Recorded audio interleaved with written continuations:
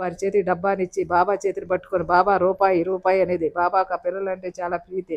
ఆ పిల్ల కూడా ముద్దుగా అందంగా ఉండేది.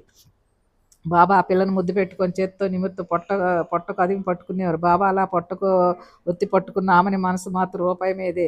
బాబా నాకు రూపాయి నివ్వు ఇవ్వు అనేది. ఆమె దృష్టంతా బాబా జేబు మీదే. ఆమెని పసిపిల్ల స్వభావం కలది. కానీ పెద్దవారికి గొప్పవారికి కూడా డబ్బు ఆశ. అంతా స్వార్థం కోసమే పరుగులు తీస్తారు. పరమార్థం కావాలని పరితపించేవారు ఒకరిద్దరే.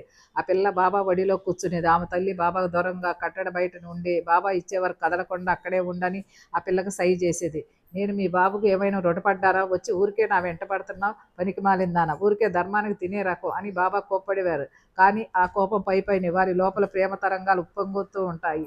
జేబులో చేయి వేసి రూపాయిని బయటికి తీశారు. ఆ డబ్బాలో వేసి గట్టిగా మూసేసరికి టక్మని చప్పుడు అయ్యేది. డబ్బా చేతిలో పడగానే ఆ పిల్ల వెంటనే ఇంటి దారి పట్టేది. ఇలా ఉదయం పలహారం సమయం జరిగేది. అట్లే బాబా లెండింగ్ బయలుదేరేటప్పుడు కూడా బాబా ఆమెనికి అలాగే కోప్పడుతూ రూపాయిని ఇచ్చేవారు.